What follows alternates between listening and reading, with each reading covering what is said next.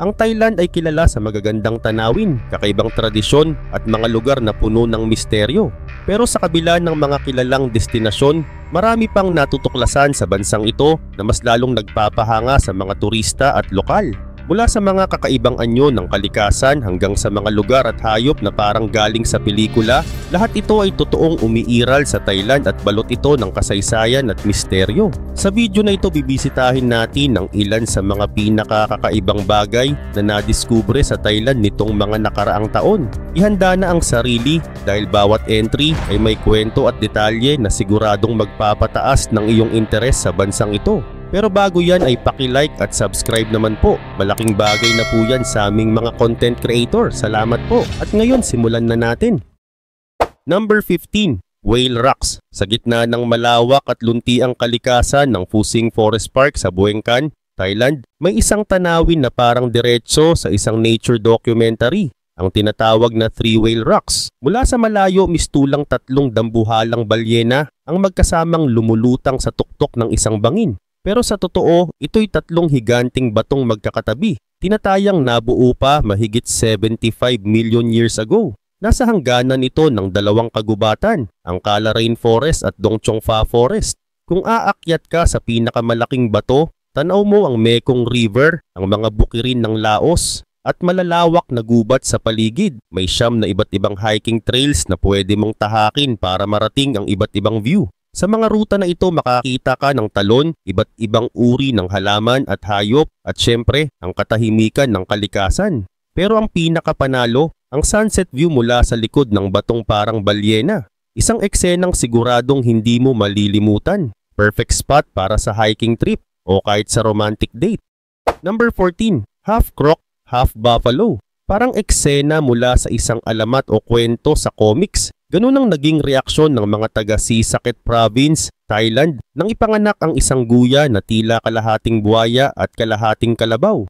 Sa unang tingin, makikita agad ang kakaibang balat nito, makapal, parang kaliskis, at may tila pahabang nguso na kahawig ng crocodile. Pero ayon sa mga eksperto, halos imposibleng magsilang ang kalabaw ng tunay na hybrid na may buwaya. Malamang, ang kakaibang anyo ng guya ay dahil sa malalang skin disorder. Sa mundo ng hayop, maraming kilalang hybrid gaya ng mule, anak ng kabayo at asno, o zorse, zebra at kabayo. Pero karamihan dito ay bunga ng human intervention at madalas infertile ang mga ito. Kahit malinaw na hindi ito literal na half crocodile, naging usap-usapan pa rin ng guya sa buong lugar. Pinaniniwalaan ng ilan na maaaring may kakaibang mutation habang ang iba naman ay tinatawag itong malas. Anuman ang totoo, isa lang ang sigurado. Bihira ang ganitong hayop at talagang nakakabigla sa unang tingin. Number 13. Troll Monkeys. Isipin mo na lang nagkakayak ka sa gilid ng isang tahimik na isla sa Thailand tapos bigla kang sasalubungin ng mga nilalang na parang galing sa pelikulang Star Wars. Ganyan ang naranasan ng isang grupo ng turista sa Railay Bay nang makita nila ang tila pamilya ng troll monkeys na kulay orange-brown at kahawig ng mga iwok mula sa sci-fi universe. Ang ilan ay naglalaro sa mababaw na tubig habang ang iba naman ay nakaupo sa mga bato, parang may ginagawang kakaibang ritual. Pero sa likod ng mahiwagang eksenang ito, isa pala itong performance art. May isang lokal na grupo ng aktor kasama ang isang traveling vocalist na sinadyang mag-stage ng ganitong palabas para magmukhang mystical encounter. Kahit alam mo na ang katotohanan, hindi mo maiiwasang mapangiti kasi kahit staged, ramdam mo pa rin ang magic ng sandaling yon. Number 12. Laser Buddha. Sa Chonburi Province, nakatayo sa gilid ng bundok ang isa sa pinakamalaking imahe ng Buddha sa buong mundo. Laser Buddha o Khao-Chi-Chan. May taas itong 130 meters at inukit gamit ang teknolohiya ng laser. Ginawa ang disenyo sa pamamagitan ng computer, saka ito ni laser sa mukha ng bundok tuwing gabi para mas malinaw ang guhit. Nang matapos ang outline, pinuno ito ng tunay na gold leaf, kaya kumikislap ito kapag tinatamaan ng sikat ng araw. Sa paanan ng bundok may templo kung saan makikita ang mga mongheng nakarobe, kaya hinihikayat ang mga bisita na magsuot ng damit na may takip ang balikat at tuhod. Libre ang pagpasok at pwede kang lumapit para masilayan ng engranding tanawin, pero may malinaw na hangganan kung hanggang saan ka pwedeng umabot para sa kaligtasan mo. Kapag nandoon ka sa lugar at nakatayo sa harap ng Laser Buddha, para kang humaharap sa isang dambuhalang obra na pinagsama ang sining, pananampalataya at makabagong teknolohiya. Number 11, Elephant Poo Park. Kung sa tingin mo basura lang ang dumi ng elepante, magugulat ka sa Chiang Mai, Thailand. Dahil dito ginagawang papel ang mga ito. Welcome sa Elephant Poo Poo Paper Park, isang open-air eco park na ipinapakita kung paano gawing paper products ang elephant dung fibers. Ang proseso ay walang puputuling puno, kaya malaking tulong ito laban sa deforestation na malaking problema sa Southeast Asia. 80% ng papel ay mula sa dumi ng elepante at ang natitirang 20% ay mula sa natural fibers gaya ng balat ng puno ng saging at niyog. Walang chemical, chlorine bleach o artificial scents ang ginagamit. Ang kulay ay mula sa food grade dyes at soy-based ink ang gamit sa printing. Pwede mong masaksihan mismo ang bawat hakbang. Mula sa paghuhugas ng fibers, paglalagay sa mold, pagpapatuyo, hanggang sa pagiging greeting cards, notebooks, or gift bags. Karaniwang tumatagal ng 45 hanggang 60 minutes ang tour at bagay ito sa lahat ng edad. Bukod sa kakaibang edukasyon na makukuha mo, may pagkakataon ka ring kumuha ng masayang litrato kasama ang raw materials. Number 10. Floating Soccer Pitch. Sa isang fishing island sa Pangabay, walang sapat na lupa para magtayo ng football field. Pero noong 1986, inspiradong-inspirado ang mga kabataan sa World Cup kaya naisip nilang gumawa ng pitch na lumulutang sa dagat. Gamit ang kahoy at lumang pako, binuo nila ang unang floating soccer pitch. Noong una, delikado ito at medyo magaspang, pero kalaunan ay na-improve at naging mas matatag. Dahil sa kakaibang training sa isang gumagalaw na plataporma, natuto ang mga bata ng pambihirang ball control at balance at nakalaban pa ng iba't ibang team sa Thailand. Noong 2010, nakilala ang komunidad dahil sa isang advertising campaign ng Thai Bank at mula noon, naging simbolo na ito ng pag-asa at determinasyon. Ngayon, bahagi na ito ng araw-araw na buhay sa isla. Matapos mangisda, nagtitipon ng buong komunidad para manood o maglaro ng football sa ibabaw ng dagat.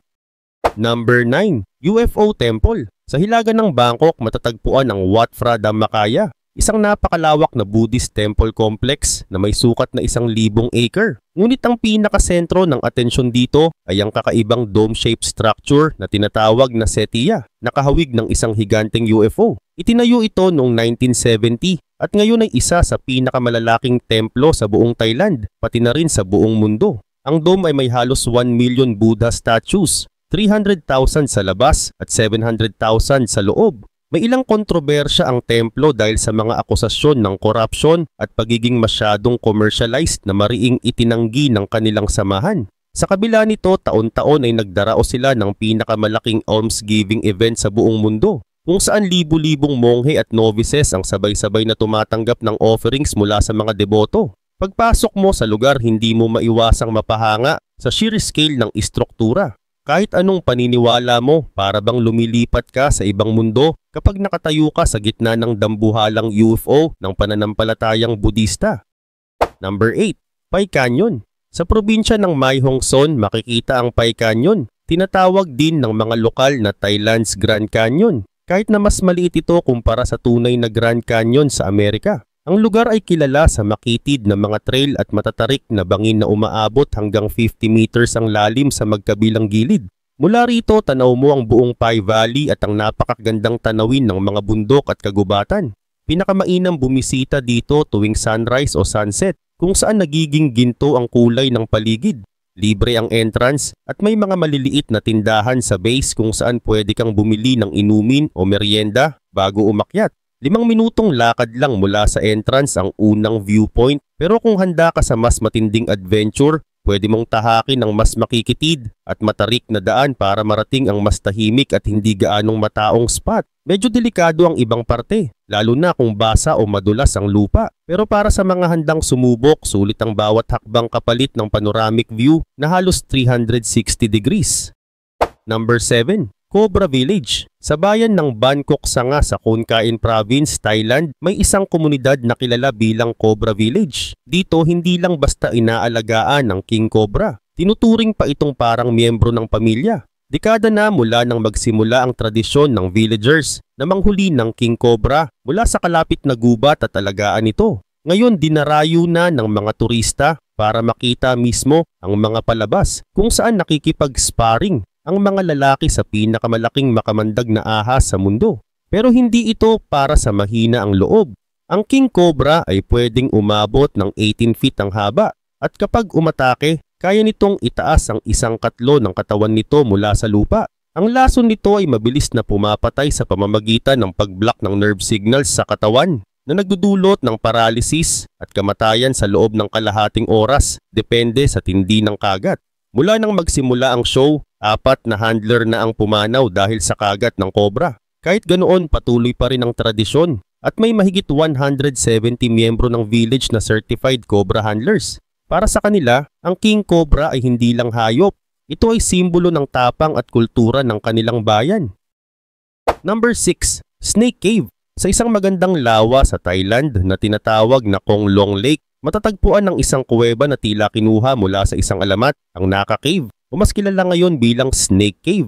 Ayon sa lokal na kwento, may isang dambuhalang ahas na isinumpa at naging bato. Sa loob ng kuweba makikita ang rock formations na parang kaliskis ng ahas at malapit sa base ng bundok may isang batong hugis ulo ng serpent. Natuklasan lamang ito kamakailan at mabilis na naging pilgrimage site para sa mga naniniwalang totoo ang alamat. Para sa ilan, patunay ito ng sinaunang kwento ng mga naga, makapangyarihang serpent beings sa Buddhist at Hindu mythology.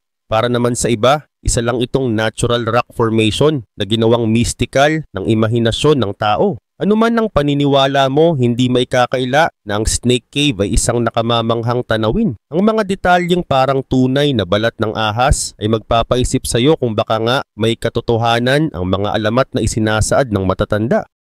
Number 5. Missing Soccer Team. Noong June 23, 2018, isang simpleng after-practice lakad ang nauwi sa isa sa pinakakinabahang rescue mission sa kasaysayan ng Thailand. Isang 25-year-old na coach ng youth soccer team na tinatawag na Wild Boars ang nag-aya sa kanyang 12 players, edad 11 hanggang 16, para mag-explore sa Tam Luang Cave.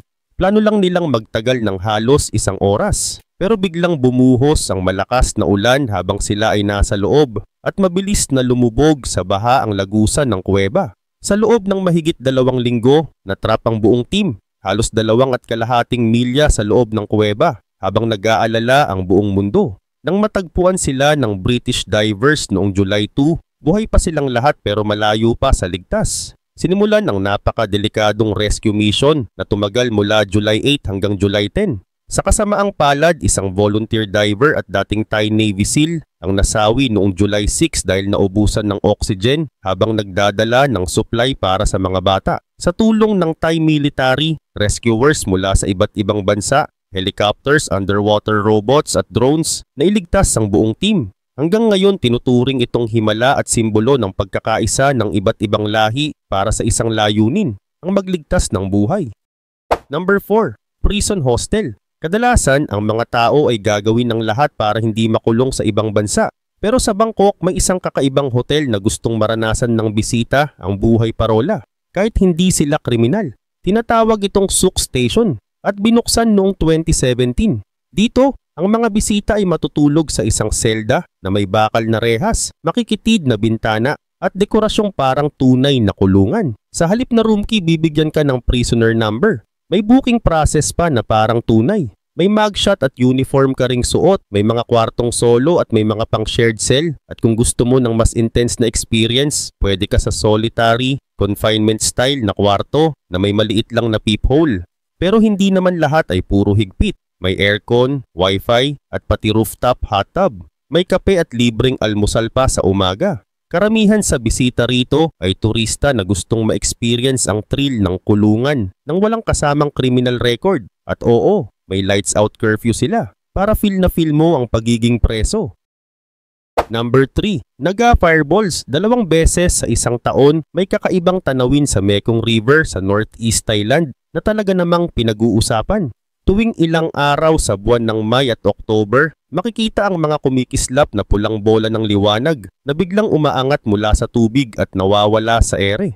Ang mga bolang ito ay maaaring kasing laki ng maliit na bula hanggang kasinlaki ng basketball at umaabot sa taas na halos 600 talampakan bago maglaho. Wala pang siyentipikong paliwanag na tiyak kung paano ito nabubuo. May naniniwalang gawa ito ng natural na gas na sumisiklab, habang ang iba naman ay kumbinsidong gawa ito ng mga makapangyarihang nilalang mula sa alamat. Partikular ng Naga, isang mitolohikal na ahas o dragon na sinasamba sa ilang bahagi ng Asya. Tuwing may ganitong kaganapan, libu-libong tao mula sa iba't ibang panig ng Thailand ang pumupunta sa pampang ng ilog para masaksihan ito. Pero para sa mga lokal, hindi lang ito basta palabas. Isa itong tradisyon at espiritual na pagdiriwang na nagbubuklod sa komunidad.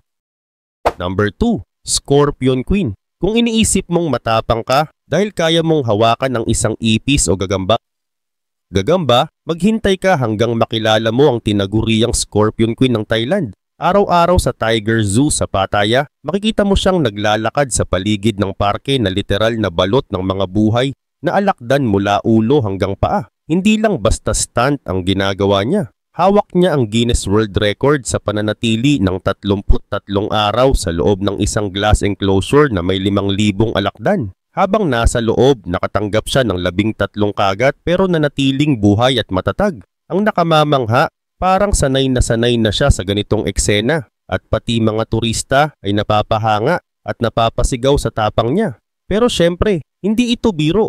Ang ilang species ng scorpion ay may lasong kayang pumatay ng tao. Kaya kung mahina ang loob mo, mas mabuting panoorin mo na lang siya mula sa ligtas na distansya.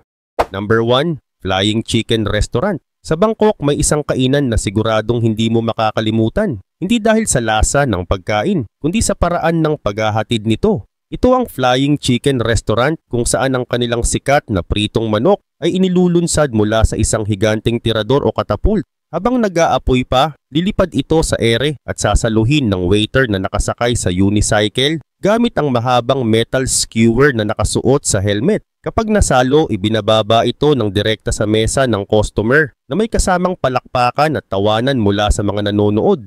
May pagkakataon pa na mismong customer ang tatayo at susubukang saluhin ang kanilang order. Kahit na simple lang ang pagkain, ang karanasan sa kainan na ito ay kakaiba at puno ng saya. Hindi lang busog ang tiyan mo, busog din sa aliw ang buong grupo. Bonus entry number 1. White Temple, ang modernong obra maestra ng Thailand.